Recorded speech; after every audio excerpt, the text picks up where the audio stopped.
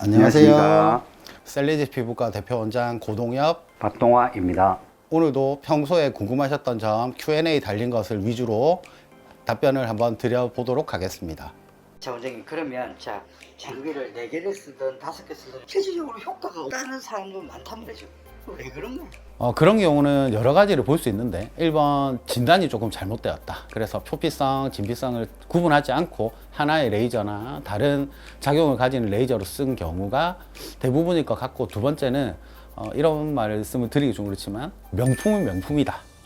그래서 명품 레이저 하나를 가지고 다른 카피 레이저 두 가지의 효과를 낼 수도 있는 부분이기 때문에 한번 하실 때 명품 레이저를 이용해서 정확하게 시술을 하신다면 많은 효과를 보실 수가 있고, 특히 상담할 때 저희 같은 경우에는 10번으로 한정 짓지 않고 죄송한데 최소한 20번에서 30번이 필요한 상태라고 말씀드리고, 우선은 10번 먼저 해보고 효과를 보면 조금씩 더 진행을 해나가자고 말씀드리고 있습니다.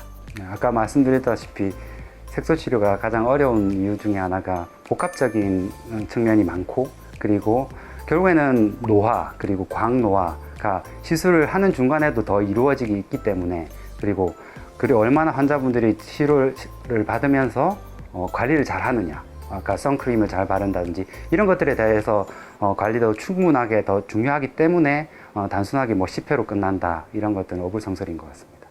자, 그 원장님 선크림 이야기 나와서 말씀드리는데 선크림 안 발라도 되는 타입이 있다, 발라야 되는 타입이 있다, 이런 말들이 있는데 이게 뭐 사실인지 근거가 있는 내용인지 궁금합니다.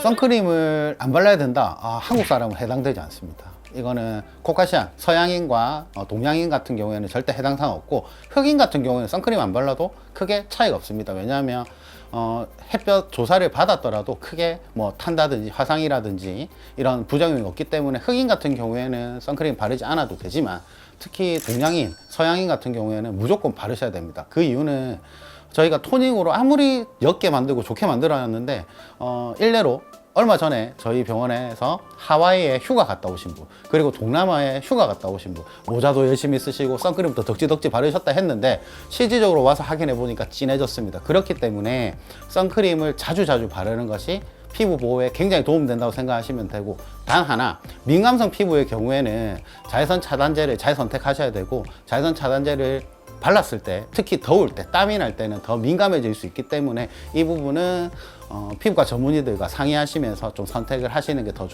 좋지 않을까 생각하고 있습니다.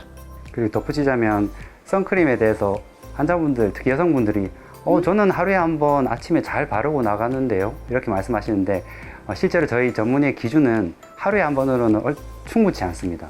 지금같이 여름철 그리고 햇빛이 있는 계절에 야외 활동할 때는 최소한 3시간에 한 번을 더 바르셔야 그게 유지가 됩니다.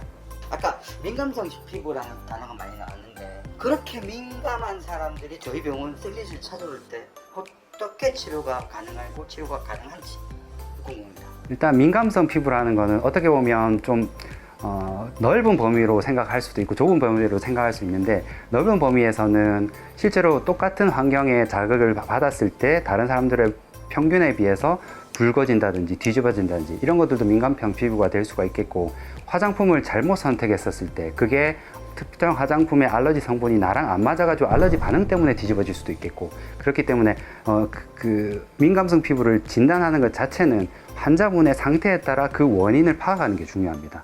그래서 실제로 어떤 알러지 반응이 있는 사람들은 화장품을 선택하거나 할 때 자기한테 맞는 제품을 잘 선택하는 게 중요할 거고, 그것 이외에 나이가 들어가면서 우리가 진피 환경들이 안 좋아지는 상황들, 이를테면 콜라겐이 줄어든다, 이런 상황들, 장벽이 무너진다, 이런 상황들 때문에 민감도가 증가할 수 있기 때문에 그거는 그거에 맞춰 가지고 우리 콜라겐을 재생시킬 수 있는 어떤 스킨 부스터라든지 아니면 고주파 시술 이런 것들을 통해서 콜라겐을 증폭시켜 준다든지, 그리고 그 이외에 어떤 화장품의 도움을 통해서 피부 장벽을 강화한다든지, 그런 것들을 좀 1대1에 맞춰가지고 그 사람의 민감성이 왜 생겼나를 파악하고 그거에 맞춰서 시술이 들어가야 된다고 생각합니다. 지금 저희 병원에 안면 홍조, 민감성 피부, 주사 피부염 이런 환자분들이 꽤 많이 방문을 하고 계신데, 저희는 솔직히 뭐가 무조건 맞다 이거보다는 환자분의 상태, 여건에 따라서 여러 가지 치료를 좀 권유를 해드리고 있는데, 특히 요즘에 임산부, 수유부 분들이 굉장히 많이 오십니다. 그런 경우는 솔직히 뭐 스테로이드 연고라든지 수란트라 크림이라든지 엘리데 크림, 뭐 면역 조절제 같은 거 여러 가지를 할 수 있는데 그게 FDA 클래스 C이기 때문에 권유를 드리진 않고, 약물 복용이 힘든 경우 같은 경우에는 첫 번째 코스메틱스, 화장품 변경을 통해서 우선 민감도를 맞추는 방향으로 가고, 두 번째 약물 복용과 스킨 부스터, 민감도를 낮추는 스킨 부스터가 필요한 경우에는 그렇게 권해드리고, 세 번째 약물 복용을 못하겠다, 대신 저희가 봤을 때도 약물 복용할 필요가 없는 경우에는 스킨 부스터와 LDL 트리플 관리를 통해 가지고 민감도를 낮추고 효과를 현재 많이 보고 있는 상태입니다. 이제 그러면 피부도 타고날 때 너무 좋은 사람과 안 좋은 사람 이게 있나요? 네, 있습니다. 저희는 지금 피부 타입을 총 16개로 구분해서 진단을 하고 그에 맞는 치료를 하고 있는데, 타고난 피부는 저항성 피부라고 해서 민감성 피부의 반대말을 얘기를 하는데, 피지 분비가 적절하면서 저항성인 피부가 제일 좋다고 판단을 하고요. 두 번째는 건조하지만 저항성인 피부. 이 같은 경우에는 수분 공급만 하면 되기 때문에 크게 문제가 되지 않는다. 그래서 결국에 타고난 사람은 계속 나이가 들어도 괜찮은데, 결국에는 50대 중반, 60대가 가면 어쩔 수 없이 민감성으로 변한다는 거, 그것만 알고 계시면 될 것 같습니다.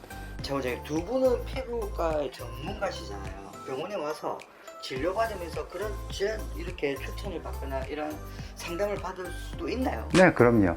저희는 일단 처음에 진료를 오시면 아까 3D 마크를 통해서 피부의 상태를 진단을 내려드리고, 전문의가 직접 1대1로 먼저 상태를 진단하고 문제점이 무엇고 개선의 방향들을 제시하는 것들이 저희의 모토이자 병원의 어떤 방향이라고 보시면 됩니다. 그렇기 때문에 그 상담에는 당연히 어떤 시술적인 부분도 있겠지만은 평소에 피부의 관리, 그리고 어떠한 적절한 화장품의 선택, 이런 것들을 통합적으로 제시해 드리고 있습니다.